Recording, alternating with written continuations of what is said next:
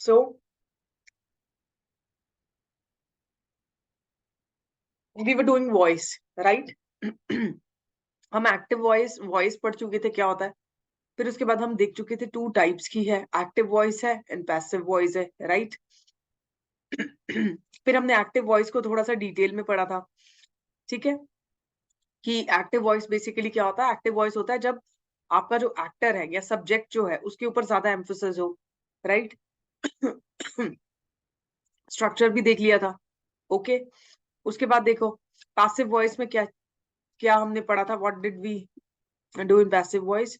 हमने पढ़ा था कि यहाँ पे या तो वर्ब पे या एक्शन पे, वर्ब पे, या फिर जो आपका बेसिकली क्या है, आपका ऑब्जेक्ट जो है, ऑब्जेक्ट ऑफ द वर्ब जो है उसके ऊपर बेसिकली क्या होता है, ज्यादा एम्फोसिस होता है, या वो active part of the sentence है, राइट? स्ट्रक्चर देख लो, स्ट्रक्चर यही था, यही पढ़ते आ रहे हैं हम, हेल्पिंग वर्ब और V3 form of the verb, right? And by, right? तो ये आपका क्या बनाएगा, पैसिव वॉइस को बनाएगा, ठीक है। उसके बाद रूल्स पढ़े थे स्ट्रक्चर को लेके, सिंपल स्ट्रक्चर होता है एक्टिव वॉइस का, ठीक है।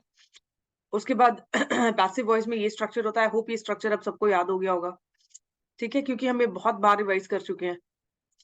उसके बाद देखो past participle form of the verb which is V3, ठीक है, यहाँ पे done is V3 form of the verb.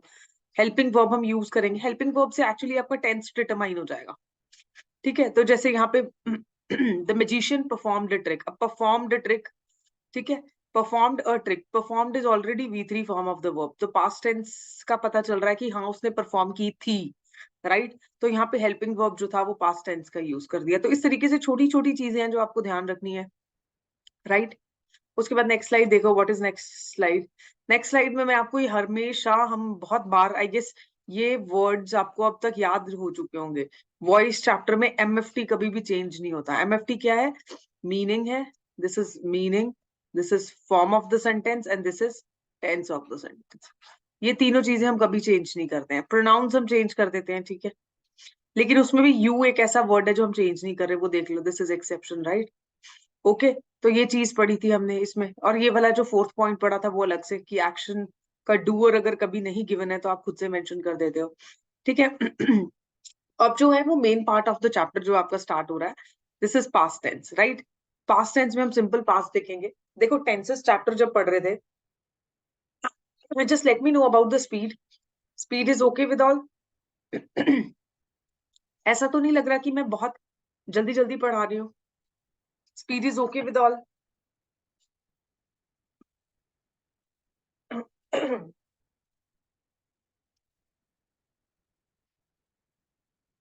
I guess I've started getting the replies. Let me check. Okay, चलिए फिर start करते हैं. If you guys are fine with speed, then I guess there's no problem in pursuing the class. Let's start. तो जो आज का main topic है that is simple past. देखो जब टेंसेस चैप्टर पढ़ रहे थे, ठीक है, ये एफर्मेटिव में क्या रूल लगेगा टेंसेस चैप्टर में, ये हमने पढ़ लिया था, ठीक है, कि सिंपल पास्ट टेंस जो है वो सिंपल एक्शन ऑफ पास्ट या action of that is completed in past, right? उसको एक्सप्रेस करने के लिए क्या होता है, यूज होता है। फॉर एग्जाम्पल, वो स्कूल जा रही थी। अब ये जो थी वर्ड है ना, ये आपको क्या दिखा रहा है कि पास्ट टेंस है, कि जा रही थी, कल जा रही थी, या मे बी परसों जा रही थी, यस्टरडे को जा रही थी, या डे बिफोर यस्टरडे को जा रही थी, बट जा रही थी, या मॉर्निंग में जा रही थी, ठीक है, ठीक है। तो ये जो थी वर्ड है, जहां पे था, थी जैसे वर्ड्स आ जाते हैं, वो आपका क्या हो जाएगा, सिंपल पास्ट, राइट? जैसे कि हिंदी अगर इसी को इंग्लिश में डालना हो तो she was going to school, ठीक है। तो वॉज गोइंग टू स्कूल, यहाँ पे वॉज से हमें पता चल रहा है कि इस हेल्पिंग वर्ब से हमें क्या पता चल रहा है कि कौन सा टेंस यूज हुआ है, कौन सा टेंस, मतलब पास्ट टेंस है। और यहाँ पे जो वर्ब की फॉर्म है, V4 form of the verb, इससे हमें क्या पता चल रहा है कि पास्ट कॉन्टिन्यूअस टेंस है, राइट? तो हेल्पिंग वर्ब जो है वो बेसिकली आपको टेंस को डिटरमाइन करने में हेल्प करेगा। और जो बेसिकली मतलब कौन सा टेंस है, पास्ट है, प्रेजेंट है, या फ्यूचर है, ठीक है, ये पता चलेगा। और वर्ब की कौन सी फॉर्म है, जो भी फॉर्म ऑफ वर्ब है, उस फॉर्म ऑफ द वर्ब से आपको पता चलेगा कि पास्ट टेंस में कॉन्टिन्यूअस है कि परफेक्ट है, या फिर सिंपल पास्ट है या परफेक्ट कॉन्टिन्यूअस है, राइट? तो इस तरीके से आपको टेंस की आइडेंटिफिकेशन करनी है, या फिर कौन सा वाला सब पार्ट ऑफ द टेंस है उसकी आइडेंटिफिकेशन करनी है, राइट? तो सिंपल पास्ट आई होप सबको समझ आया होगा। देखो, I know we have read tenses chapter, पर मैं टेंसेस चैप्टर को यहाँ डिटेल में थोड़ा सा इसलिए करा रही हूँ क्योंकि हो सकता है क्लास में कुछ ऐसे बच्चे हो जिनको ये जो एग्जाम हुआ है 17 सितंबर को, इसके बाद कुछ इश्यूज आए हो क्वेश्चंस को सॉल्व करने में, राइट? तो हमें क्या करना है, हमें सब बच्चों को धीरे धीरे सबका सोच के चलना है, सबको पढ़ाते हुए चलना है ताकि सबको समझ आए, राइट? इंक्लूसिव रखना है हमें क्लास को, we need to keep the class inclusive, right? तो सब लोगों को ताकि समझ में आए। और जिन लोगों को टेंसेस ऑलरेडी आता है उनके लिए प्लस पॉइंट क्या होगा, उनके लिए प्लस पॉइंट ये होगा कि ये चीजें जो आपको ऑलरेडी आती हैं आपके लिए तो this is just a revision, right? तो आपके कॉन्सेप्ट्स क्या हो जाएंगे और भी स्ट्रांग हो जाएंगे इससे, ओके? तो इसलिए हम धीरे धीरे थोड़ा थोड़ा टेंसेस चैप्टर भी पढ़ते हुए चल रहे हैं और थोड़ा थोड़ा वॉइस चैप्टर भी इसके साथ साथ हम पढ़ेंगे, ठीक है? ओके, तो अब देखो, अब सिंपल पास्ट आई होप सबको समझ आ गया होगा। इसमें एफर्मेटिव का स्ट्रक्चर क्या था? देखो, नॉर्मल सेंटेंस का स्ट्रक्चर क्या होता है? Subject plus verb plus object. Affirmative में क्या हो जाएगा? सिर्फ आपको सिंपल पास्ट में वर्ब की फॉर्म चेंज करनी है, V2 फॉर्म ऑफ द, और आपका कौन सा सेंटेंस बन जाएगा? पास्ट इंडेफिनिट टेंस, ठीक है? या फिर सिंपल पास्ट टेंस। कौन सा tense? Simple past tense, right? Subject V2 form of the verb and object, right? देखो, generally no helping verb is required, तो हम सिंपल पास्ट या जो पास्ट इंडेफिनिट सेंटेंसेस होते हैं वहां पे यूजुअली कोई भी हेल्पिंग वर्ब यूज नहीं करते हैं। अब एक चीज और याद करवा रही हूँ, प्रेजेंट या रिवाइज करवा रही हूँ, इनडेफिनिट टेंस में भी हम लोग कोई भी हेल्पिंग वर्ब यूज नहीं कर रहे थे, राइट? फिर हमने टेंसेस चैप्टर में ये भी पढ़ा था कि ये जो एफर्मेटिव सेंटेंसेस हैं सिंपल पास्ट में, यही ऐसे सेंटेंसेस हैं जो V2 form of the verb use करते हैं। अब अपना जब घर जाके टेंसेस चैप्टर उठाओगे and when you will see the PPTs you will see that V2 form of verb is used only here in simple past, और वो भी सिर्फ एफर्मेटिव में, और कहीं हम यूज ही नहीं कर रहे। हेंस एक ये चीज आप याद रखोगे कि V2 फॉर्म जो है वो सिर्फ सिंपल पास्ट टेंस में यूज होती है। पैसिव वॉइस देखो, अब यहाँ पे जो एफर्मेटिव का स्ट्रक्चर है that is subject plus V2 plus object. Passive voice के लिए हम क्या कर रहे थे? ऑब्जेक्ट को सब्जेक्ट की जगह पे लेके आ रहे थे और सब्जेक्ट को ऑब्जेक्ट की जगह पे लेके आ रहे थे, ठीक है? तो सबसे पहले यही कर देते हैं, ऑब्जेक्ट और सब्जेक्ट। लेकिन पैसिव वॉइस में हम यहाँ पे बेसिकली कौन सा फॉर्म ऑफ वर्ब यूज कर रहे हैं? V3 form of the verb. और V3 form of the verb को इससे कैसे कनेक्ट करेंगे? बाय से कनेक्ट करेंगे। इतना तो सब टेंसेस में कॉमन है। आप प्रेजेंट टेंस कर रहे थे तो भी ये कॉमन पार्ट था, आप पास्ट पढ़ रहे हो तो भी ये कॉमन पार्ट है, आप फ्यूचर टेंस को पैसिव वॉइस में कन्वर्ट करना सीखोगे तो भी ये पार्ट जो रहेगा कॉमन रहेगा। इतना तो सबको समझ आ गया, ठीक है? इतना तो हम हमेशा से ही कर रहे हैं। अब यहाँ पे एक चीज जो ऐड होती है पैसिव वॉइस में that is helping verb. Helping verb किस चीज पे डिपेंड करता है कि प्रेजेंट टेंस की बात हो रही है या पास्ट टेंस की या फ्यूचर टेंस की, ठीक है? अगर प्रेजेंट टेंस की बात हो रही है तो इज, एम, आर जैसे हेल्पिंग वर्ड्स हम यूज करते हैं, ठीक है? पास्ट टेंस की बात हो रही है तो वॉज, वर जैसे यूज करेंगे। फ्यूचर टेंस की बात हो रही है तो विल, शैल, ठीक है? Just give me a second. Will, shall, would, ऐसे जो हेल्पिंग वर्ब्स है वो यूज करेंगे, ठीक है? I hope it is clear. तो यहाँ पे सिंपल पास्ट का जो एफर्मेटिव सेंटेंस है उसको जब पैसिव वॉइस में हम कन्वर्ट कर रहे हैं तो हमारे पास क्या स्ट्रक्चर निकल के आ रहा है? ये स्ट्रक्चर जो है निकल के आ रहा है। ऑब्जेक्ट होगा, हेल्पिंग वर्ब होगा, V3 form of the verb, by and subject. देखो यही यहाँ पे लिखा हुआ है। अब क्योंकि पास्ट टेंस की बात हो रही है सिंपल पास्ट की, तो यहाँ पे हेल्पिंग वर्ब वॉज या वर आएगा, ठीक है? I hope this is clear. Example देखो, ही वॉच्ड द टीवी, ठीक है? ही वॉच द टीवी। अब वॉच की V2 फॉर्म भी यही होती है और V3 फॉर्म भी यही होती है, इसलिए यहाँ पे ये सेम है, right? He watched the TV, the TV was watched by him, right? Sorry, यहाँ पे देखो, इसको दोबारा से एक्सप्लेन करती हूँ थोड़ा सा और डिटेल में, ठीक है? ये क्या है आपका? He is your subject, the TV is your object, this is your V2 form of the verb, right? Subject, V2 form of the verb, object, तो active voice का sentence हो गया। अब ये देखो, इसको पैसिव में कन्वर्ट किया तो क्या हुआ, ये ऑब्जेक्ट जो है यहाँ पे आ गया, सब्जेक्ट ये प्रोनाउन था ही, इसको चेंज करके किस में कन्वर्ट किया, हिम में, तो सब्जेक्ट यहाँ पे आ गया, बाय से कनेक्ट किया, ये रहा बाय। उसके बाद watched is V3 form of the verb, helping verb जो है वो वॉज। अब हेल्पिंग वर्ब वॉज क्यों यूज किया, मैं आपको हमेशा बताती हूँ, हेल्पिंग वर्ब जो है वॉज यूज होगा या वर यूज होगा, ये किस चीज पे डिपेंड करेगा, ये आपके यहाँ पे जो ऑब्जेक्ट आया हुआ है उस पे डिपेंड करेगा। अगर ये ऑब्जेक्ट सिंगुलर है, if this object is singular, for example यहाँ पे द टीवी, तो मैंने क्या यूज किया, वॉज, तो सिंगुलर है तो वॉज यूज कर दिया। अगर यहाँ पे प्लूरल होता तो मैं क्या यूज करती, मैं यूज करती वर। ठीक है, तो हेल्पिंग वर्ब जो है वो यहाँ पे किस चीज पे डिपेंड कर रहा है, ऑब्जेक्ट पे डिपेंड कर रहा है, मतलब ये न्यू सब्जेक्ट बन गया ना इस सेंटेंस के लिए, this is the new subject for this sentence.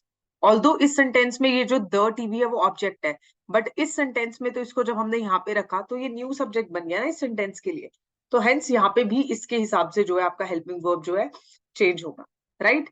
I hope this example is clear to everyone.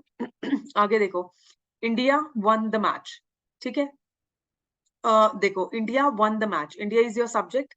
उसके बाद अच्छा ओके, ऐसा ऐसा वो भी आया हुआ था ना आपका पेपर में, क्या था वो, एक क्वेश्चन आया हुआ था, I guess it was we won the match, ऐसे करके कुछ था ना, we won the cricket match या कुछ भी, राइट, ऐसा करके आपका कुछ पैसिव वॉइस में क्वेश्चन भी उन्होंने डाला हुआ था।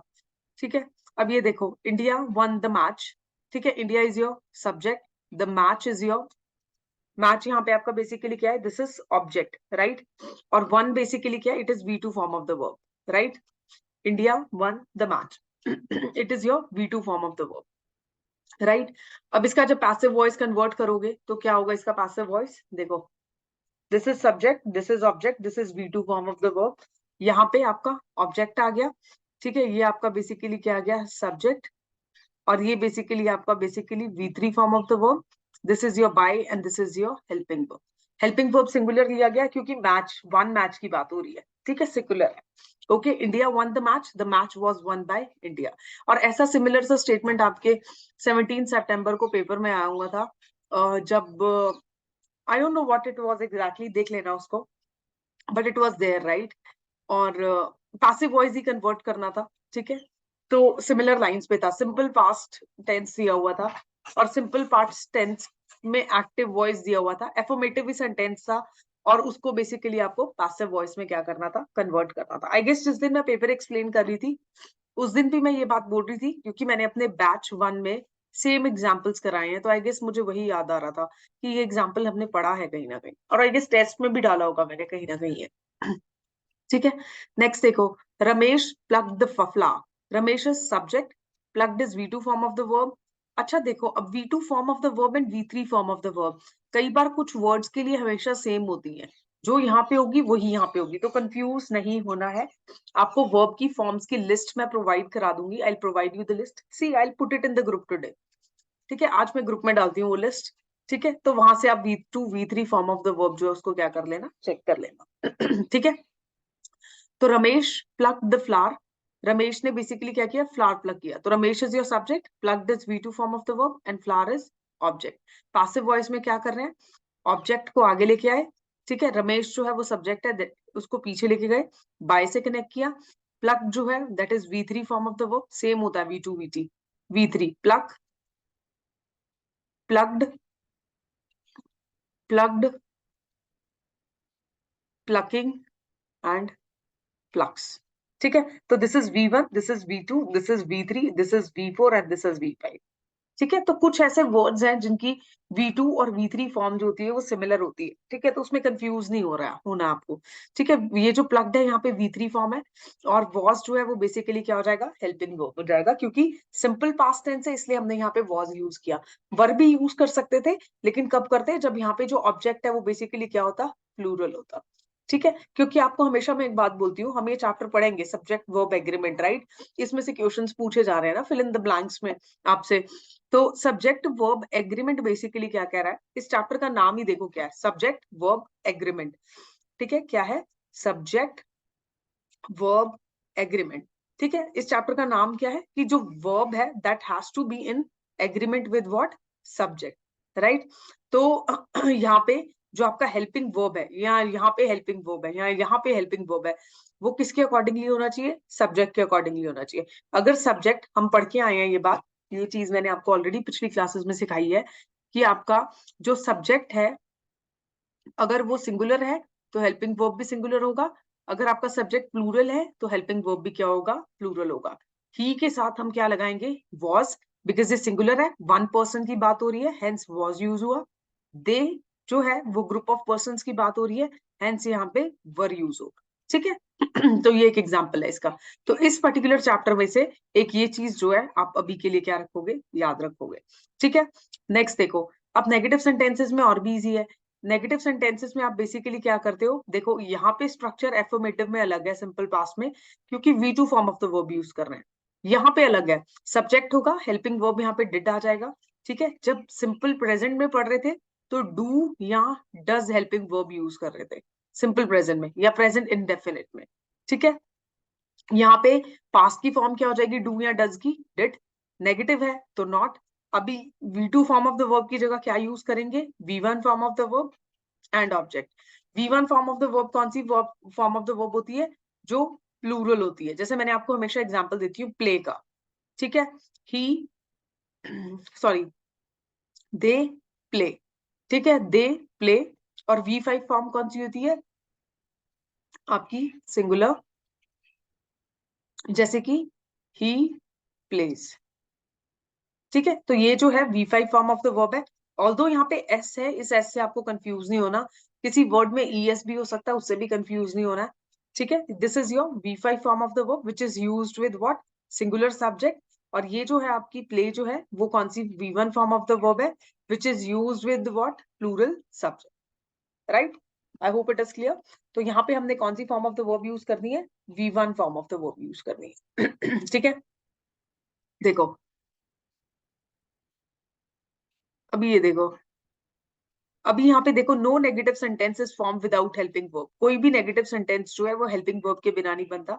प्रेजेंट इंडेफिनिट में भी हमने सेम चीज पढ़ी थी, और यहाँ पे पास्ट इंडेफिनिट में भी हम सेम चीज पढ़ रहे हैं।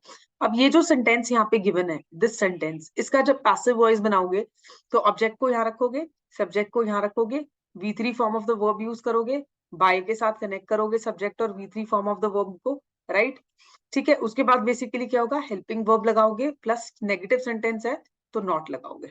ठीक है, और यही स्ट्रक्चर देखो यहाँ पे है। ठीक है, हम टेंसेस वाला सेम यूज कर रहे हैं सेंटेंस स्ट्रक्चर, बस ऑब्जेक्ट और सब्जेक्ट को चेंज कर दिया। तो पैसिव वॉइस में हर जगह स्ट्रक्चर सेम ही है, बस आपको हेल्पिंग वर्ब याद रखना पड़ेगा कि कौन सा किस टेंस में यूज कर रहे हो। राइट अब देखो, he did not watch the TV. He did not watch the TV, यहाँ पे वॉच आना चाहिए था, आई don't know why this mistake has been done here, a very silly mistake. He did not watch the TV. ठीक है, यहाँ पे ये होना चाहिए था। अब देखो, he did not watch the TV, right? He did not watch the TV. He is your subject. Did is your helping verb that is used here in past, indefinite tense. Not sentence को negative बनाने के लिए. Watch is V1 form of the verb. The TV is object.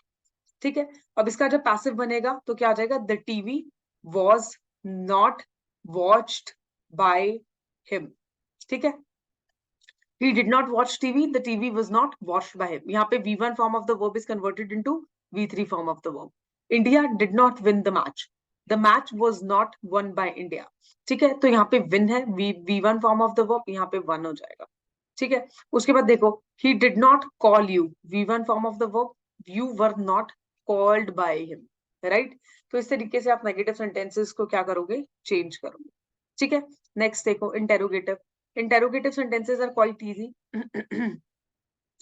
Interrogative sentences काफी easy हैं। देखो, interrogative sentence में क्या structure है? अब वो हेल्पिंग वर्ब जो हमने पढ़ा था पिछले वाले उसमें, देखो यहाँ पे क्या हेल्पिंग वर्ब पढ़ा? यहाँ पे आपने हेल्पिंग वर्ब कौन सा पढ़ा? डिड पढ़ा, पास्ट इंडेफिनिट में। तो ये हेल्पिंग वर्ब आगे आ जाएगा, और बाकी सारा सेंटेंस स्ट्रक्चर जो था एफर्मेटिव सेंटेंस वाला ही रहेगा। ठीक है, या नेगेटिव सेंटेंस वाला ही रहेगा। ठीक है, अगर नेगेटिव इंटेरोगेटिव नेगेटिव है तो आप नेगेटिव वाला डालोगे, अगर पॉजिटिव है तो पॉजिटिव वाला डालोगे। देखो, इंटेरोगेटिव सेंटेंस, हेल्पिंग वर्ब यहाँ आया, subject, V1 form of the verb and object. ठीक है, तो ये आपका बेसिकली क्या हो गया, इंटेरोगेटिव सेंटेंस। कौन से टेंस में, पास्ट इंडेफिनिट टेंस में।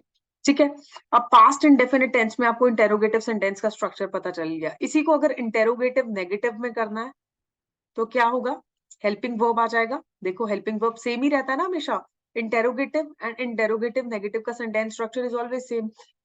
क्या आ जाएगा, यहाँ पे हेल्पिंग वर्ब आ जाएगा, प्लस सब्जेक्ट आ जाएगा, प्लस नॉट आ जाएगा, plus V1 form of the verb आ जाएगा, और प्लस आपका बेसिकली क्या आ जाएगा, ऑब्जेक्ट आ जाएगा। This is the sentence structure for interrogative negative sentence अगर एक्टिव वॉइस में है तो। ठीक है, अब ये देखो इंटेरोगेटिव सेंटेंस को जो पैसिव वॉइस में बेसिकली क्या करेंगे, कन्वर्ट करेंगे। यहाँ पे मेंशन किया हुआ है इस लाइन में, सेकंड लाइन में, helping verb comes before the subject. So in interrogative sentences, चाहे वो इंटेरोगेटिव नेगेटिव है या सिंपल इंटेरोगेटिव है, आपका जो हेल्पिंग वर्ब है वो सब्जेक्ट से कहाँ आ रहा है, पहले आ रहा है। ठीक है, तो अभी इसको जब पैसिव वॉइस में कन्वर्ट करना होगा, इस वाले सेंटेंस को या फिर यहाँ पे सिंपल इंटेरोगेटिव सेंटेंस को, तो क्या स्ट्रक्चर बनेगा, आप क्या करोगे, हेल्पिंग वर्ब को उसकी जगह पे ही रखोगे। हम हमेशा पढ़ते हैं पैसिव वॉइस में, helping verb always remains at its place, right. उसके बाद हम नॉर्मल जैसे हम बाकी सेंटेंसेस में ऑब्जेक्ट को आगे लेके आ रहे थे, सब्जेक्ट को पीछे लेके जा रहे थे, वो करेंगे। ऑब्जेक्ट आ जाएगा, ठीक है, ऑब्जेक्ट के बाद बेसिकली क्या आएगा, हेल्पिंग वर्ब आएगा। देखते हैं कौन सा हेल्पिंग वर्ब यूज होगा। ठीक है, अगर सिंपल इंटेरोगेटिव सेंटेंस है तो आप normal V3 form of the verb use करोगे, फिर उसके बाद बाय यूज करोगे, बाय के बाद सब्जेक्ट। तो इंटेरोगेटिव सेंटेंस में बेसिकली आपका जो पैसिव वॉइस का स्ट्रक्चर बनेगा वो ये बन जाएगा। ठीक है, बन गया, helping verb plus object plus helping, sorry helping verb यहाँ पे नहीं आएगा ना, हेल्पिंग वर्ब तो आगे आ गया। तो यहाँ पे आप basically simple V3 form of the verb use करोगे, बाय एंड सब्जेक्ट। ठीक है, तो इस चीज को यहाँ पे बेसिकली क्या करना, याद रखना। मैं इसको दोबारा से करेक्ट कर देती हूँ, आई don't know why I did this mistake. Helping verb, object plus V3 form of the verb plus by and plus subject. ये आपका इंटेरोगेटिव में पैसिव वॉइस का क्या बन गया, स्ट्रक्चर बन गया। ठीक है, अब देखो ये वाला जो सेंटेंस है, this is interrogative negative sentence. ठीक है, इसको जब आपको बेसिकली इंटेरोगेटिव नेगेटिव की पैसिव वॉइस में कन्वर्ट करना होगा, तो आप कैसे करोगे, हेल्पिंग वर्ब को सेम जगह पे रखोगे। ठीक है, okay, helping verb is at the same place, plus object को सब्जेक्ट की जगह पे लेके जाओ और सब्जेक्ट को ऑब्जेक्ट की जगह पे। ऑब्जेक्ट आ गया और यहाँ पे सब्जेक्ट आ गया। ओके, अब यहाँ पे बेसिकली नॉट को एज इट इज रहने दो, राइट। उसके बाद क्या करोगे, V3 form of the verb and by. ये आपका बेसिकली इंटेरोगेटिव नेगेटिव सेंटेंस का क्या बन गया, passive voice. Helping verb, object, not, V3 form of the verb, by and subject, right. Okay, अब ये देखो, did she sing a sweet song.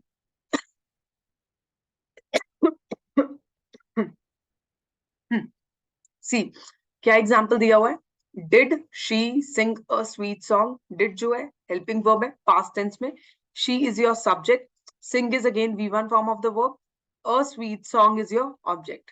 ठीक है, अब डिड जो है यहाँ पे हेल्पिंग वर्ब जो यूज हो रहा है पैसिव वॉइस में, वॉज या वर यूज होगा। ठीक है, तो वॉज या वर हेल्पिंग वर्ब आप यूज करोगे डिड की जगह। तो was a sweet song, a sweet song जो है वो सिंगुलर है, इसलिए वॉज यूज किया यहाँ पे। ठीक है, तो हेल्पिंग वर्ब को हेल्पिंग वर्ब की जगह ही रखा। डिड का वॉज जरूर चेंज हो गया, डिड को हमने वॉज में जरूर चेंज किया, बट हेल्पिंग वर्ब की प्लेस जो है, पोजीशन जो है वो सेम रही। डिड भी यहाँ पे है, वॉज भी यहाँ पे है। ठीक है, डिड वॉज, ठीक है, was a sweet song sung by her, sung is V3 form of the word sing. ठीक है, उसके बाद देखो, did I write him a letter. अब लेटर क्या है आपका, सिंगुलर, तो वॉज यूज होगा, was a letter written to him by me. ठीक है, अब देखो इस पर्टिकुलर स्टेटमेंट में दो ऑब्जेक्ट्स हैं। ठीक है, आप ये कहोगे कि मैम हिम को बेसिकली हमने क्यों यहाँ पे बेसिकली लेके आए, तो was a letter written to him by me. ठीक है, तो वॉज अ लेटर, लेटर जो है वो आपका मेन ऑब्जेक्ट है यहाँ पे, और ये जो हिम है क्योंकि उसको लेटर लिख रहे थे, तो to him by me, right. ठीक है, did you give him the books, did का क्या हो जाएगा, बुक्स है तो वर हो जाएगा, क्योंकि बुक्स यहाँ पे क्या है, प्लूरल। ठीक है, प्लूरल। तो इस तरीके से भी देखो, इसके दो चीजें बन सकती हैं, इस केस में दो सेंटेंसेस बन सकते हैं। I show you, late me just clear the board a bit.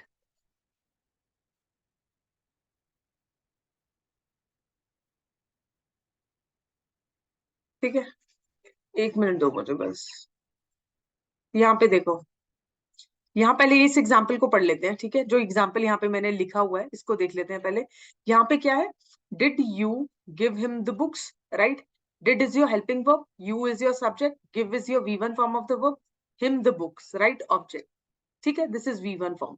अब यहाँ देखो, was he given the books by you. Was आपका हेल्पिंग वर्ब है, ठीक है। ही जो है वो यहाँ से हिम जो है उसको कन्वर्ट किया, ठीक है, और वो प्रोनाउन चेंज होके क्या बना, ही।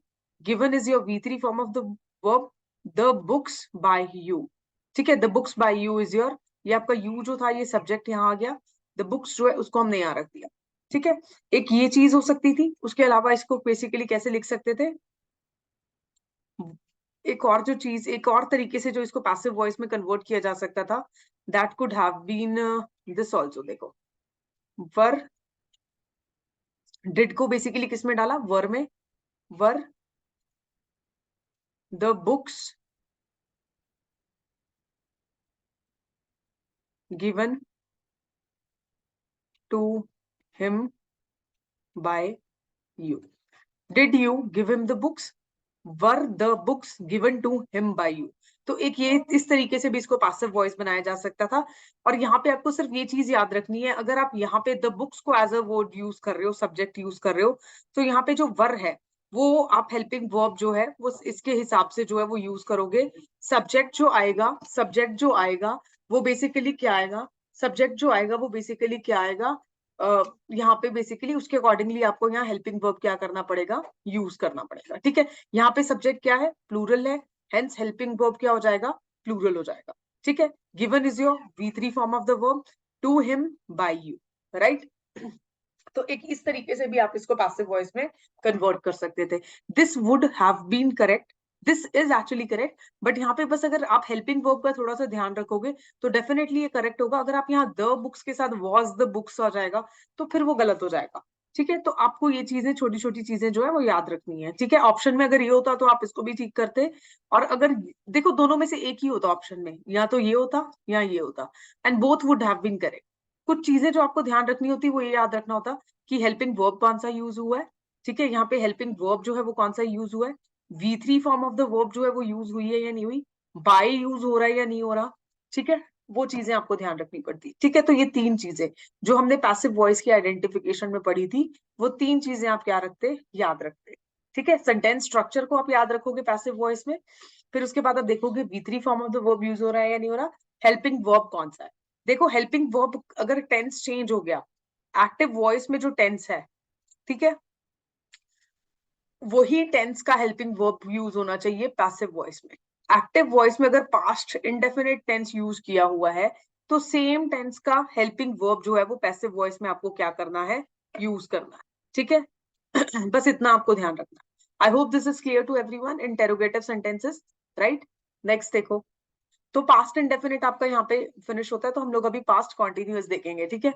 पास्ट कॉन्टिन्यूअस में देखो, पास्ट कॉन्टिन्यूअस में हमने क्या पढ़ा था, ऐसे एक्शंस जिनका बेसिकली क्या है, पास्ट में जो चल रहे थे, मतलब कोई भी ऐसा काम जो आप पास्ट में कर रहे थे, जैसे कि मैं लंच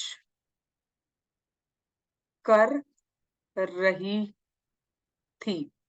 अब कर रही थी, ये वाले जो वर्ड्स हैं, रही थी, रहा था, ये बेसिकली क्या दिखा रहे हैं कि पास्ट में काम जो है वो क्या हो रहा था, that was continuing, continue he continue कर रहा था काम, मतलब चल रहा था काम, ठीक है। तो इस चीज से हमें क्या पता चलेगा कि कौन सा टेंस है, पास्ट कॉन्टिन्यूअस टेंस है। सेंटेंस में अगर आइडेंटिफाई करना होगा तो आप क्या ढूंढोगे, V3 form of the verb ढूंढोगे। हेल्पिंग वर्ब देखोगे कौन सा है, V4 form of the verb देखोगे।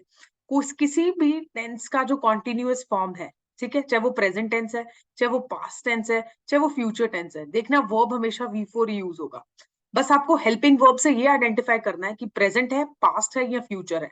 प्रेजेंट है तो कैसे पता चलेगा, इज होगा, एम होगा, आर होगा। पास्ट का कैसे पता चलेगा, वॉज से, वर से, डिड से, ठीक है। उसके बाद बेसिकली यहाँ पे डू और डस से भी पता चल सकता है आपको कि प्रेजेंट है, ठीक है। फ्यूचर का कैसे पता चलेगा, विल, शैल, शुड, ठीक है, वुड, ठीक है, शुड तो नहीं पर वुड, यस, ठीक है।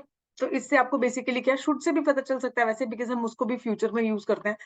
ठीक है, तो यहाँ पे बेसिकली क्या है, इनसे आपको बेसिकली क्या है पता चलेगा कि कौन सा आपका टेंस है। ठीक है, तो ये चीजें आपको याद रखनी है। यहाँ पे कॉन्टिन्यूअस टेंस आई होप सबको समझ आ गया होगा, क्योंकि हमने ऑलरेडी भी पढ़ा है। यहाँ पे भी मैंने फिर से एक्सप्लेन कर दिया है।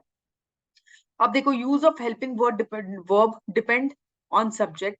हेल्पिंग वर्ब कौन सा यूज होगा वो सब्जेक्ट पे डिपेंड करेगा। ठीक है, यहाँ पे हेल्पिंग वर्ब कौन सा आप यूज करो that will depend upon the subject.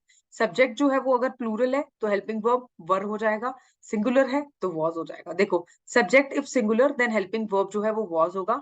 अगर सब्जेक्ट आपका प्लूरल है तो हेल्पिंग वर्ब वर हो जाएगा। सब्जेक्ट सिंगुलर कौन से सब्जेक्ट्स होते हैं, ही शी इट या कोई भी प्रॉपर नाउन। सब्जेक्ट प्लूरल कौन से होते हैं, वी यू, यू को भी हम प्लूरल सब्जेक्ट ही मानते हैं। देखो, यू एक ऐसा सब्जेक्ट है जिसमें आप एक इंडिविजुअल पर्सन को भी बोल सकते हो, यू प्लीज बी क्वाइट। यहाँ पे एक इंसान को भी बोला जा सकता है।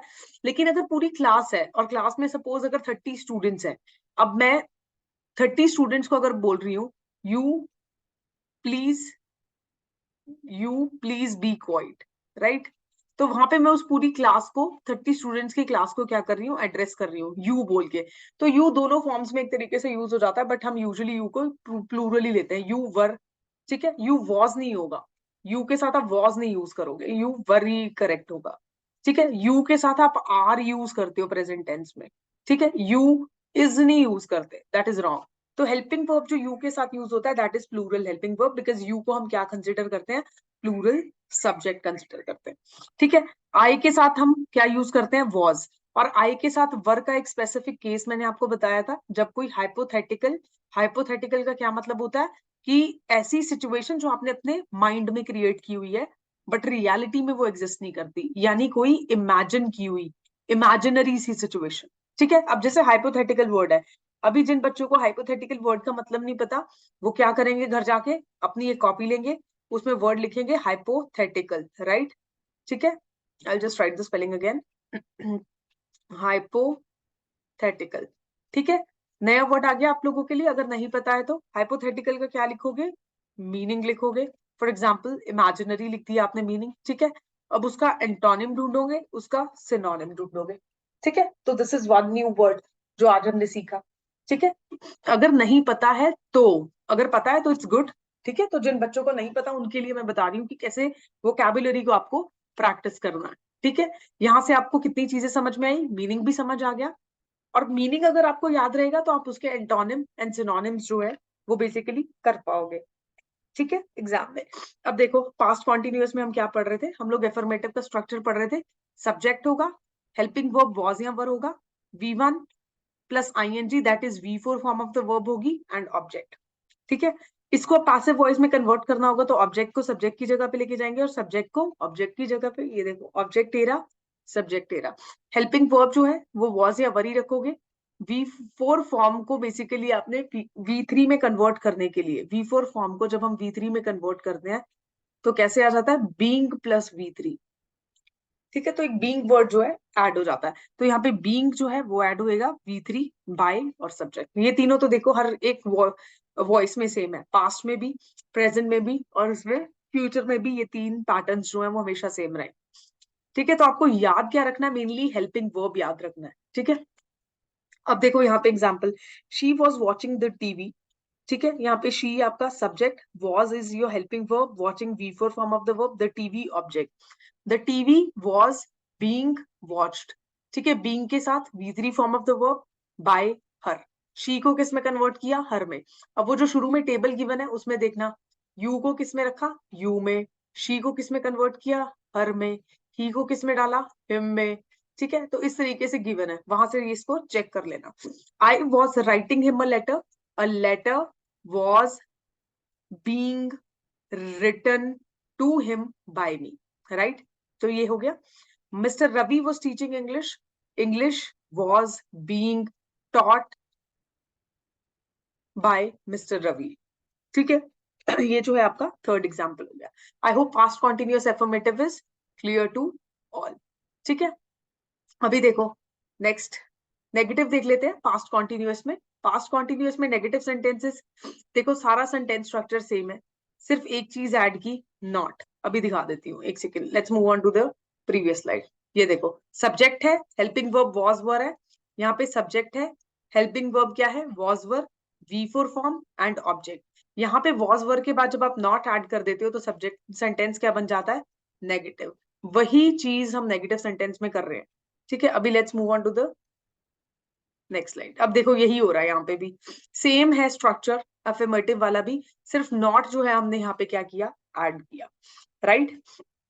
What have we added? We have just added a not to make the sentence negative here. V1 plus ing, that is V4 form of the verb and object.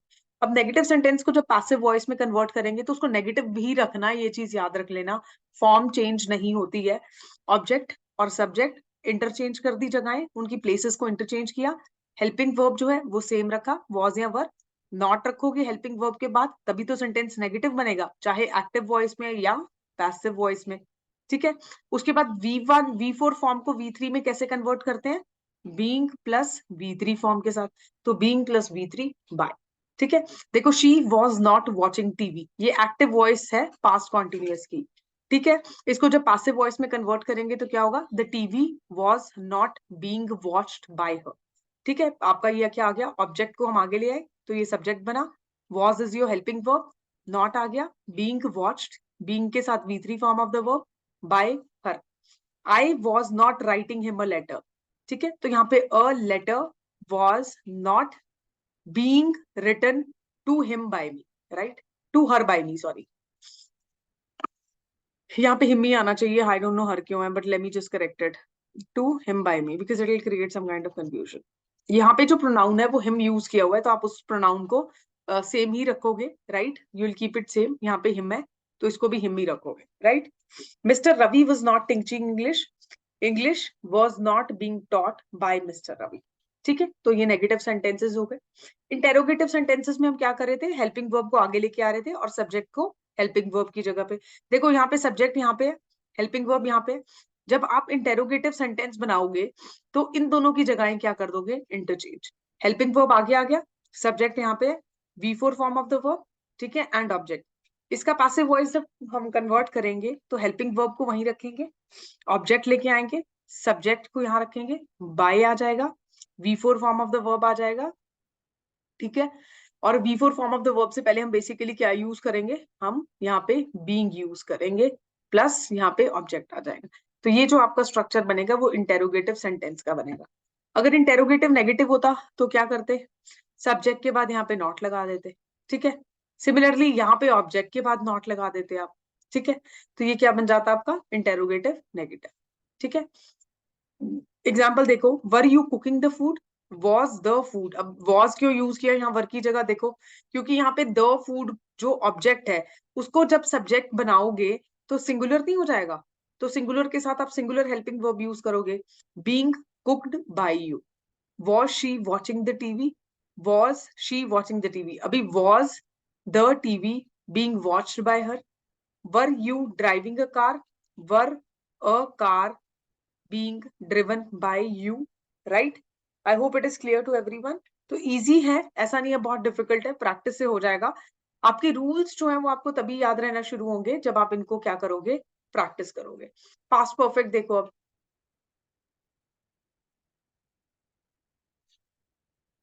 Past perfect में हमने बेसिकली क्या किया था, what did we study in past perfect, इससे ऊपर वाली slide है, ठीक है। पास्ट परफेक्ट देखो, पास्ट परफेक्ट में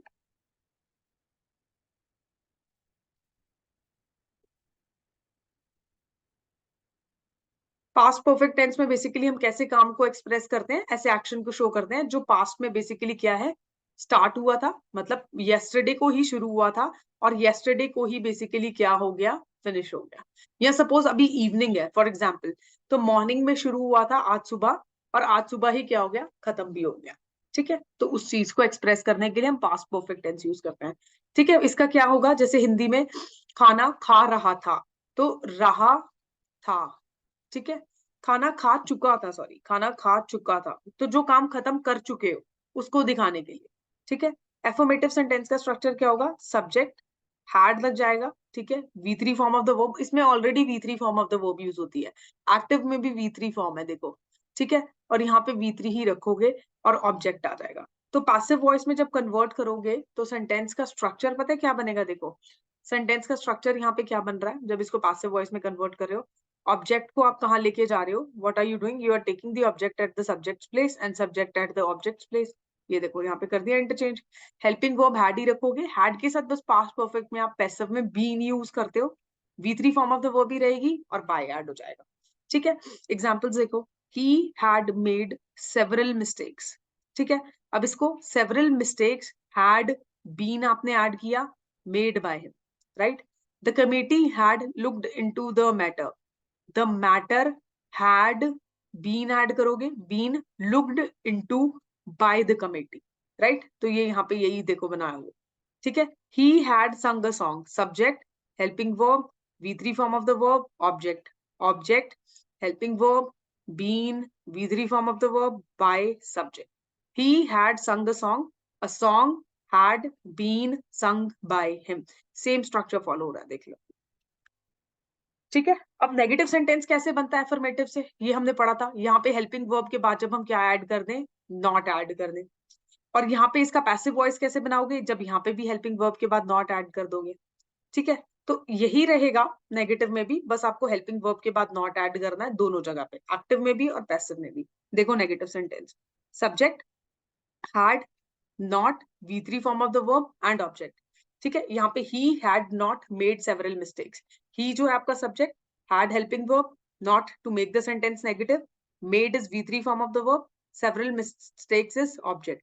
अब इसको passive voice में जब कन्वर्ट करेंगे तो सेम यही बनेगा सेंटेंस, बस आपको हेल्पिंग वर्ब के बाद बेसिकली क्या ऐड करना है? नॉट ऐड करना है। several mistakes had not been made by him। देखो several mistakes had not been made by him। The committee had not looked into the matter। The matter had not been looked into by the committee। सिर्फ not add हुआ, बाकी सारा sentence यहाँ पे same है। देखो Rakesh had sent the message। The message had not been sent by Rakesh. ठीक है, तो ये आपका क्या हो गया? नेगेटिव इन पास्ट परफेक्ट। अच्छा, अगर इंटेरोगेटिव होता तो क्या करते? हेल्पिंग वर्ब को आगे लेके आते, सब्जेक्ट होता, हैड होता, V3 form of the verb होता और ऑब्जेक्ट होता। ये आपका क्या बन जाता? इंटेरोगेटिव का स्ट्रक्चर इन पास्ट परफेक्ट। कौन सी वॉइस में? एक्टिव वॉइस में। पैसिव में कन्वर्ट करोगे तो क्या हो जाएगा? सिंपल, हेल्पिंग वर्ब को आप सेम जगह पे रखना, फिर उसके बाद ऑब्जेक्ट लेके आना, लास्ट में सब्जेक्ट जाएगा, सब्जेक्ट से पहले बाय, बाय से पहले हम क्या ऐड करेंगे? V3 form of the verb, और उसके बाद ऑब्जेक्ट के बाद हम बेसिकली क्या ऐड करते हैं? ऑब्जेक्ट के बाद हम यहाँ पे हेल्पिंग वर्ब ऐड करेंगे, किसके साथ? बीन के साथ। ये आपका बेसिकली इंटेरोगेटिव का क्या हो जाएगा? Passive voice. ठीक है, देखो यहाँ पे किया ना, और इसी सेंटेंस से डिराइव किया। बेसिक लॉजिक क्या है? बेसिक लॉजिक ये कि सब्जेक्ट को जो है वो बेसिकली हेल्पिंग वर्ब के बाद लिखना है, और हेल्पिंग वर्ब को सब्जेक्ट से क्या लिखना है? पहले लिखना है। ठीक है, इसी लॉजिक को यूज करके यहाँ पे किया। देखो नेक्स्ट देखो, इंटेरोगेटिव। इंटेरोगेटिव में क्या हुआ? हेल्पिंग वर्ब आगे आ गया, ठीक है, subject, V3 form of the verb, object, यही था। ठीक है, अब इसको इंटेरोगेटिव को, ठीक है, यहाँ पे पैसिव में जब कन्वर्ट करेंगे तो हेल्पिंग वर्ब वहीं रखा, object, been, V3, by and subject. ठीक है, यहाँ देखो, had she made a mistake, had a mistake been made by her. ठीक है, this is your helping verb, this is your subject, this is V3 form of the verb, a mistake is object. यहाँ पे क्या रखा? Had को same रखा, a mistake जो होगा वो आपका ऑब्जेक्ट आ गया, बीन ऐड किया, made is V3 form of the verb, by add किया, हर, शी का क्या बन गया? हर बन गया यहाँ पे। Had Vikram built the house? Had the house been built by Vikram? ठीक है, ये देखो यही है। Have you broken the glass? Have the glass been broken by you?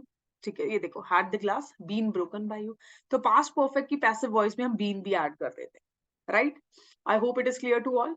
ठीक है, अभी मुझे ये बताओ, past tense में कोई प्रॉब्लम किसी को? जल्दी से रिप्लाई करो, उसके बाद हम प्रैक्टिस क्वेश्चंस करेंगे, व्हाटएवर जितना भी हमसे हो पाएगा। We just have 5 to 6 minutes and we need to practice the more questions. ठीक है, जल्दी बताओ, कुछ भी कंफ्यूजन्स, कुछ भी doubts, any confusion, any doubt in passive voice, past tense?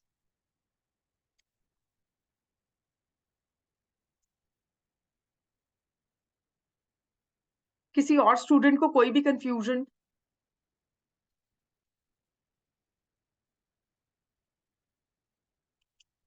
देखो यार, एक चीज सुनो मुझसे। देखो, this is a recorded session, right? बहुत सारे बच्चे जो इसको बाद में देखेंगे, this message is for them also. अगर डाउट्स हैं तो क्लियर कर लो टाइम पे, ठीक है? एग्जाम में बैठ के डाउट आ रहा है और फिर एग्जाम में फेल हो रहे हो just because few little doubts, तो दैट इज रॉन्ग, ठीक है? तो अगर कुछ भी प्रॉब्लम है एग्जाम में फेस करने की बजाय, फेस इट टुडे। अगर कोई भी डाउट्स हैं, कोई भी कंसेप्ट्स में इशू है, ठीक है, उसको आज देख लो, so that you don't have to worry for it in the exam. आज नहीं देखोगे तो वो एग्जाम में तंग करेगा, एंड डेफिनेटली तंग करेगा वो डाउट आपको। तो please don't hesitate while asking, क्योंकि फिर एग्जाम में क्वेश्चंस सॉल्व नहीं हो रहे होते हैं।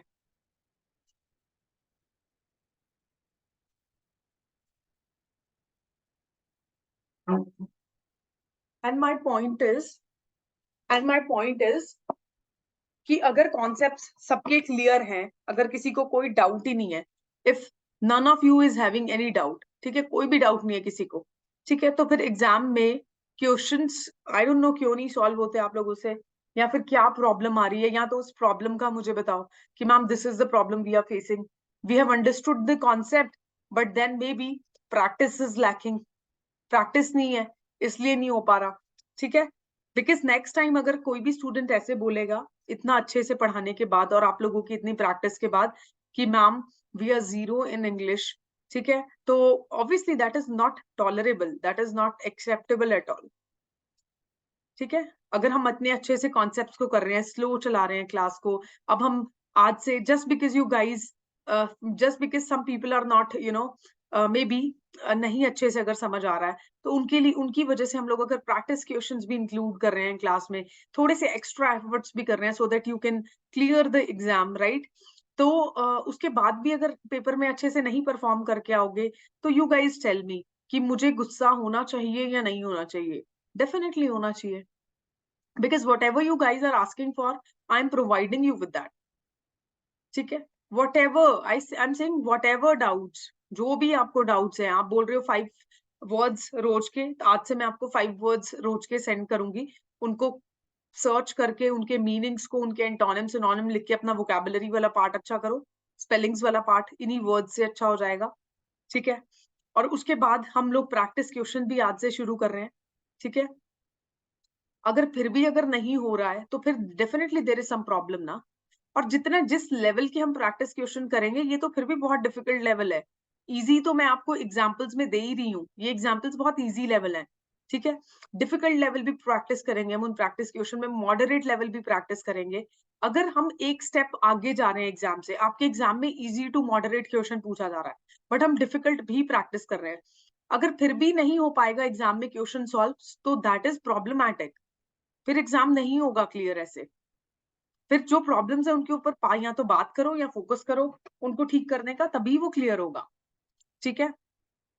तो अभी हम तीनों लेवल्स पे प्रैक्टिस करेंगे हर चैप्टर में, इजी, मॉडरेट, ठीक है, और हम डिफिकल्ट लेवल भी प्रैक्टिस करेंगे क्वेश्चंस का, क्योंकि देखो एग्जाम जो है वो इजी और मॉडरेट के बीच में फ्लक्चुएट कर रहा है आपका पेपर, ठीक है? किसी भी एक सीरियस एस्पिरेंट के लिए, जो भी सीरियसली एग्जाम की तैयारी कर रहा है ना और प्रैक्टिस कर रहा है, ठीक है, उसके लिए वो क्वेश्चंस या तो बहुत इजी हैं या मॉडरेट है, वो सॉल्व कर पाएगा, ठीक है, चाहे वो एलिमिनेशन मेथड यूज करे या कॉन्सेप्ट यूज कर ले अपने, दोनों तरीके से।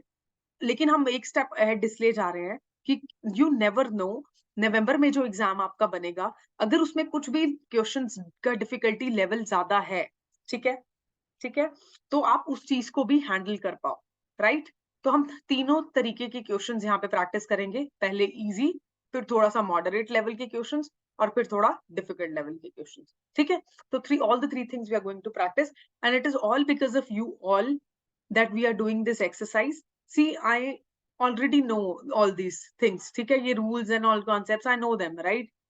तो डेफिनेटली मुझे तो आता ही है ना, तो मेरे को इसको प्रैक्टिस करने की जरूरत नहीं है, आप लोगों को सिखाना है मुझे, और ये एक्सरसाइज मैं सिर्फ और सिर्फ आप लोगों के लिए कर रही हूँ, सो that you guys benefit most out of it, right?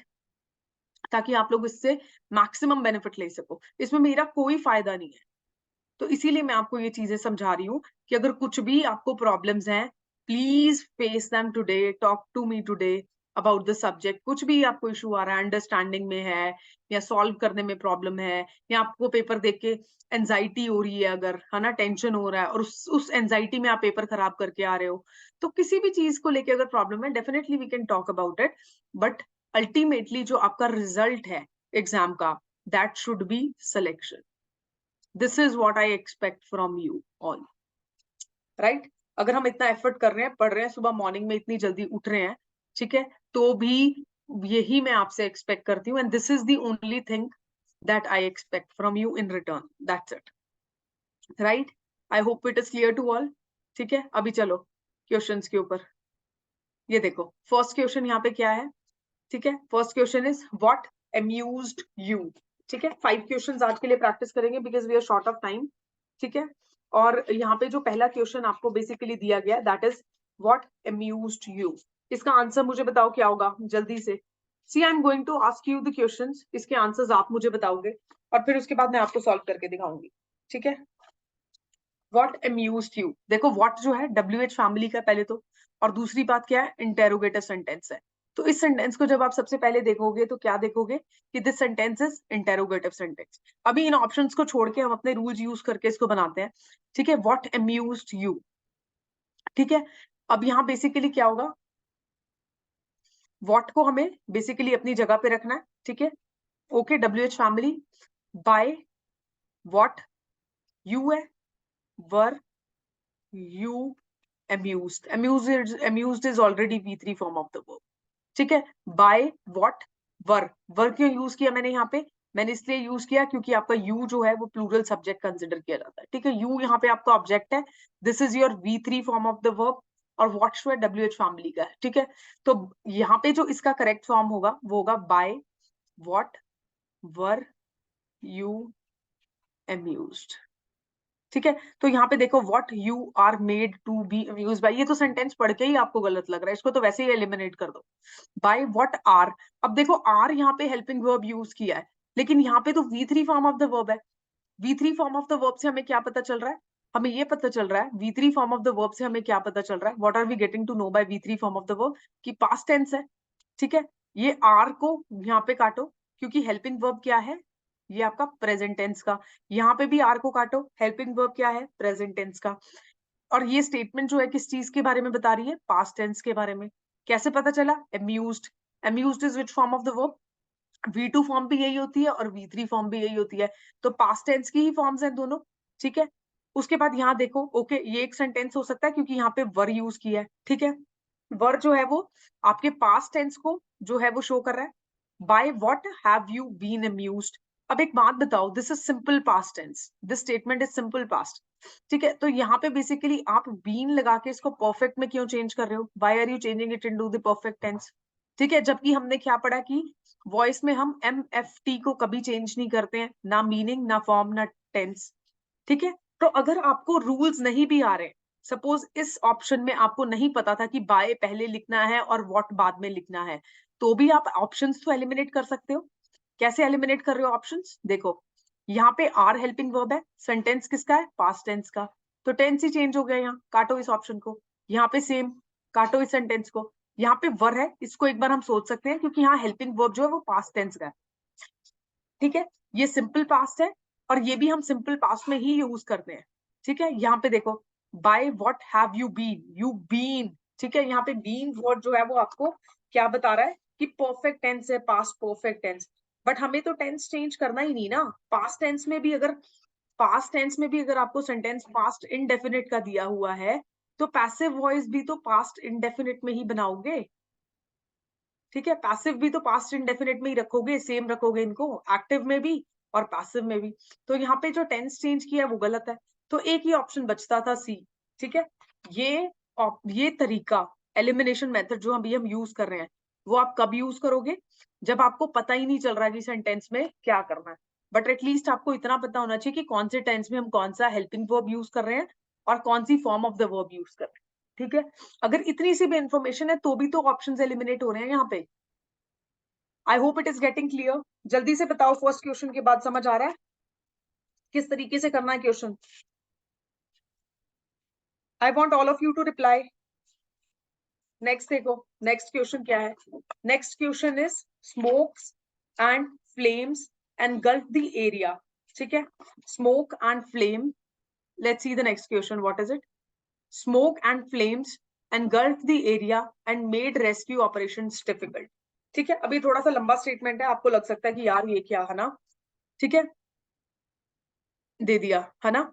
अब ये देखो, पहली बात तो smoke and flames engulf the area and made rescue operation difficult. Engulf या तो V2 फॉर्म होगा या V3 फॉर्म होगा, और होगा पास्ट टेंस का ही। ठीक है, ये दोनों हम पास्ट टेंस में यूज करते हैं। ठीक है, अब हमें क्या देखना है?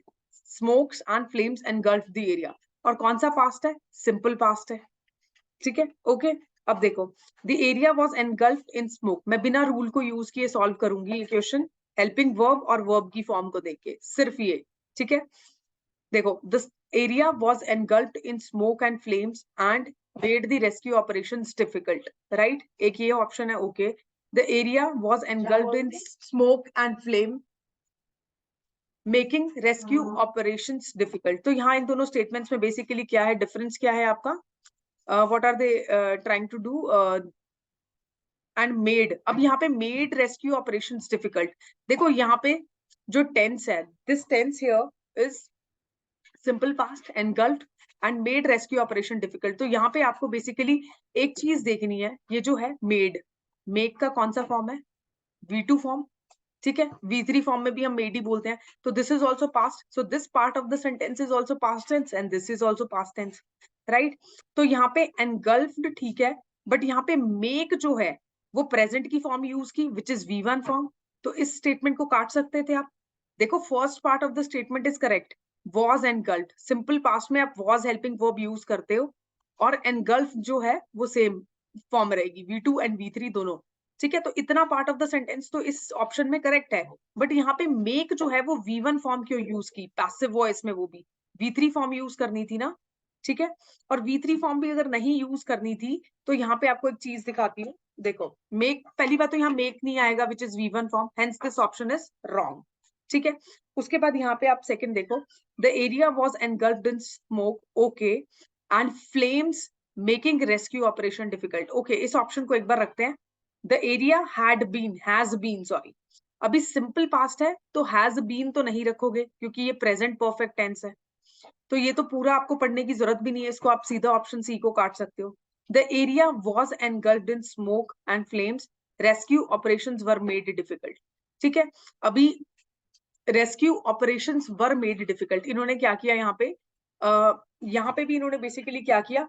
वर्ड्स को इंटरचेंज कर दिया, वर मेड डिफिकल्ट। राइट, यहाँ पे भी इन्होंने क्या किया? ऑप्शन में आपका जो वर्ड्स हैं उनको यहाँ पे इन्होंने क्या किया? They are just playing with the words here.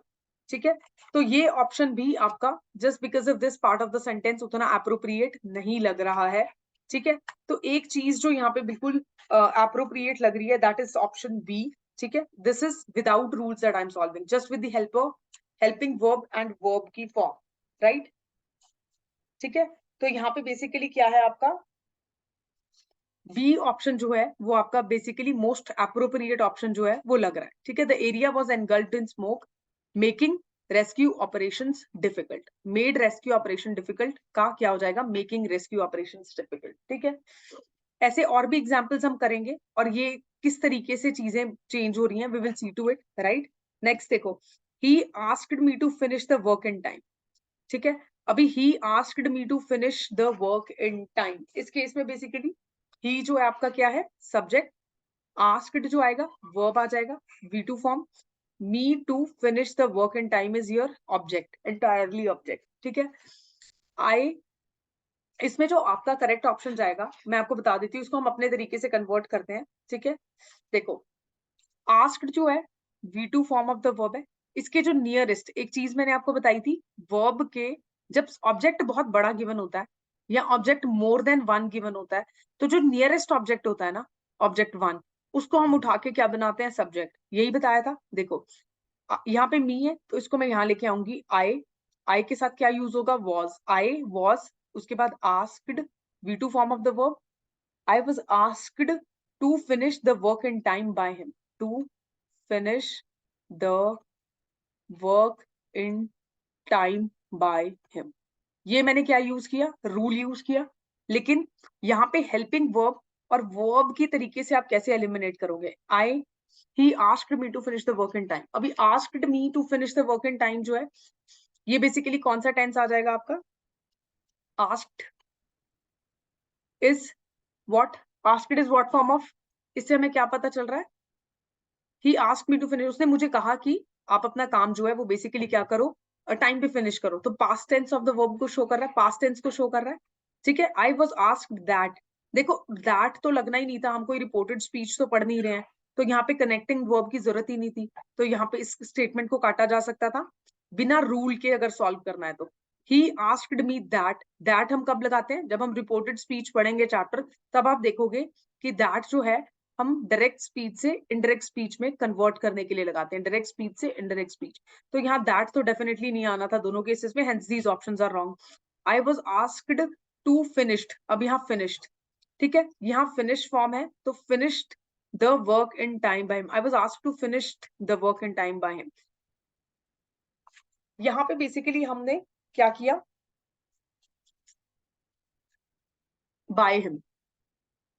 I was asked to finish the work in time by him. हमने यहाँ पे finish को finish ही रखना है. क्यों finish रखना है इन passive voice, देखो. He asked me to, I was asked to finish the work in time by him.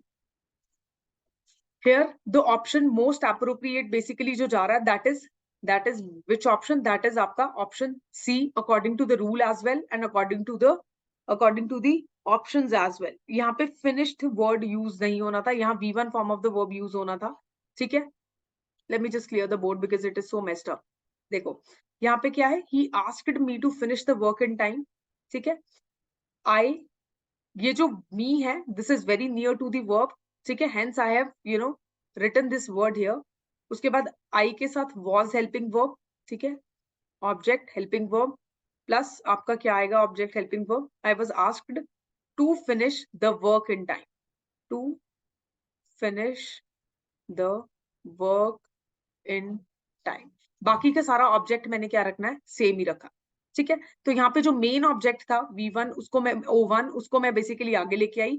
बाकी rest of the object I have kept the same. अब यहाँ पे आप बेसिकली बाय हिम भी यूज कर सकते थे. फॉर एग्जांपल इस पर्टिकुलर स्टेटमेंट में यहाँ पे बाय हिम नहीं यूज किया हुआ, बट देन हमने जब नोट वाली स्लाइड पढ़ी थी, हमने क्या बोला था कि एवरी टाइम या तो सब्जेक्ट आपको नहीं दिया होगा, और कई बार ऐसा भी होगा जहां जहां आपको ऑब्जेक्ट जो अगर आप नहीं भी लिख रहे हो, सब्जेक्ट मेंशन नहीं भी कर रहे हो पैसिव वॉइस में, तो भी चलेगा. ठीक है. तो कई बार आपको पैसिव वॉइस ऐसे दी होगी जहां पे ये जो सब्जेक्ट है, डूअर ऑफ द एक्शन है, वो नहीं मेंशन होगा. जैसे यहाँ पे मेंशन नहीं है. ठीक है. जैसे यहाँ पे मेंशन नहीं है, तो आप उसको अगर मेंशन कर रहे हो बाय हिम, तो वो भी स्टेटमेंट जो होगी करेक्ट होगी. लेकिन किसी स्टेटमेंट को, किसी ऑप्शन को क्वेश्चन में इस बेसिस पे रूल आउट मत करना कि उसमें यहाँ पे बाय हिम या सब्जेक्ट मेंशन नहीं है. ठीक है. तो एक चीज जो आपको इस पर्टिकुलर एग्जांपल से सीखने को मिल रही है, वो ये मिल रही है कि अगर स्टेटमेंट में आपको सब्जेक्ट यानी कि बाय हिम नहीं भी लिखा मिल रहा, तो आप उसको इग्नोर नहीं करोगे. राइट. एक minute, let me just move on to the voice वाला चैप्टर. अभी यहाँ पे हमने आई गेस कौन सी स्लाइड में पढ़ा था, ओके यहाँ पढ़ा था ना. ये देखो, ये वाला रूल जो हमने यहाँ पे पढ़ा था. ठीक है. कई बार आपको बेसिकली क्या होगा, डूअर ऑफ द एक्शन जो है नहीं मेंशन्ड होगा. ठीक है. A judgment has been passed in the court. अब ये पैसिव वॉइस है, बट बाय जज या ज्यूरी. ठीक है. वो यहाँ पे इस पर्टिकुलर स्टेटमेंट में मेंशन नहीं है, बट उसको एक्टिव वॉइस में हमें क्या करना पड़ता है, एज्यूम करना पड़ता है. तो सेम बेसिस पे वो जो एग्जाम्पल हम वहां पढ़ रहे थे, वो सेम लाइंस पे आपको बेसिकली क्या दिया हुआ है, एग्जाम्पल दिया हुआ है. ये देखो, ये रूल मैंने यहाँ मेंशन किया है, इसको आप ध्यान में रखोगे. सेम बेसिस पे यहाँ पे ये वाला एग्जाम्पल जो है वो बेसिकली क्या किया हुआ है, डिस्कस किया हुआ है. Question number 3. ठीक है. यहाँ पे बाय हिम जो है उसने नहीं किया. अगर आपको ये स्टेटमेंट आ जाती तो यहाँ पे आपको डूअर जो है वो बेसिकली क्या करना पड़ता, खुद एज्यूम करना पड़ता. राइट. अब देखो, क्यूनीन टेस्ट्स बिटर. ठीक है. क्यूनीन टेस्ट्स बिटर. टेस्ट जो है V1 फॉर्म है, और टेस्ट जो है वो V5 फॉर्म है. बता दो कौन सा टेंस है. V1 और V5 हम कहाँ यूज करते हैं, प्रेजेंट टेंस में यूज करते हैं. तो आई होप ये जो आपको क्लियर हो गया होगा कि टेंस कौन सा है. ठीक है. देखो, क्यूनीन इज बिटर टेस्टेड. गलत, ठीक है। The taste of quinine is bitter, okay, but the taste जो है वो वर्ब है, वर्ब यहाँ पे वर्ब जो है आपका V5 form of the verb use किया, ठीक है। और यहाँ पे ये वर्ब को आगे उठा के लेके आया इस सेंटेंस में, इसलिए मैं इसको तो कभी भी कंसिडर नहीं करूंगी। ये दोनों ऑप्शंस में दोनों रूल आउट करूंगी, even if I am not going by the rule. अगर मैं रूल्स नहीं भी देख रही हूँ तो भी ये दोनों ऑप्शंस तो मैं कभी भी इनको नहीं मार्क करती। देखो इन ऑप्शंस में गलती क्या है। इन ऑप्शंस में सबसे पहले गलती तो bitter when tested, it is not tested, it is tested, ठीक है, ठीक है, पहली चीज तो। और ये पास्ट टेंस में क्यों डाल दिया? अच्छा ओके, पैसिव वॉइस है तो आप V3 form of the verb भी यूज कर सकते हो, ओके, कोई प्रॉब्लम नहीं अगर डाल दिया तो। बट मेन प्रॉब्लम यहाँ पे बेसिकली क्या है? Main problem is tasted. Tasted और tested are two different words, ठीक है। So this option is directly being ruled out, इसको तो खत्म करो। उसका उसके बाद नेक्स्ट देखो, the taste of quinine is bitter, ठीक है, okay, but then the thing is कि यहाँ पे टेस्ट जो है वो वर्ब की तरह यूज हुआ है, V5 फॉर्म। वर्ब को हम कभी भी पैसिव वॉइस में आगे नहीं लेके आते हैं unless and until it is interrogative sentence, ठीक है। तो इसको भी काटो सेंटेंस को। यहाँ पे क्विनीन इज टेस्टेड बिटर, ठीक है, ये सेंटेंस क्यों गलत है? सब्जेक्ट था, सब्जेक्ट को आप पैसिव वॉइस में, how can you keep the subject at its own place in passive voice? Subject को तो उठा के हम पीछे लेके जाते हैं, ठीक है। और इन केस अगर आप सब्जेक्ट को कुछ एक्सेप्शनल केसेस में अपनी जगह पे भी रखते हो तो भी ये स्टेटमेंट जो है is tasted, quinine is tasted bitter, ये sentence is not making any sense, quinine is tasted bitter, ठीक है। तो एक जो मोस्ट अप्रोप्रिएट ऑप्शन इनमें से लग रहा है, इवन इफ आपको कोई सेंटेंस, जैसे ये जो सेंटेंस है, this is new to me as well, आपके सामने मैं ये सॉल्व कर रही हूँ, ठीक है, this is new to me as well, ठीक है। बट देन अभी जो मोस्ट अप्रोप्रिएट ऑप्शन इनमें से लग रहा है वो यही बेटर ऑप्शन है, quinine is bitter when it is tasted. Let me just check the answer for 4 question, ठीक है। लेकिन ये जो 3 स्टेटमेंट्स है यहाँ पे ये गलती, ठीक है। उसके बाद यहाँ पे द टेस्ट वर्ब की तरह यूज हुआ, और पैसिव वॉइस में हम वर्ब को आगे नहीं लेके आते हैं unless and until helping verb है और इंटेरोगेटिव सेंटेंस है, तो ये स्टेटमेंट तो दोनों कट गई। अब दो स्टेटमेंट्स हैं, दो स्टेटमेंट्स में से भी this statement is not making any sense to me, उसको हिंदी में ट्रांसलेट या अपनी नेटिव लैंग्वेज में ट्रांसलेट करके देखना, ठीक है। इज टेस्टेड बिटर, ठीक है, वो मीनिंग ही चेंज हो जाएगा। क्यूनीन इज बिटर व्हेन टेस्टेड जो है वो मोस्ट अप्रोप्रिएट ऑप्शन है, ठीक है। हम लोग एक बार इसका आंसर चेक करते हैं क्वेश्चन नंबर 4 का। I don't know what the answer is, let me see. Question number 4 का answer, just give me a second. देखो आज क्वेश्चन नंबर 4 तक करेंगे, कल इसको आगे परस्यू करेंगे बिकॉज टाइम ऑलरेडी हो गया है, ये बहुत सारे क्वेश्चंस हैं यार। जस्ट गिव मी 1 सेकंड।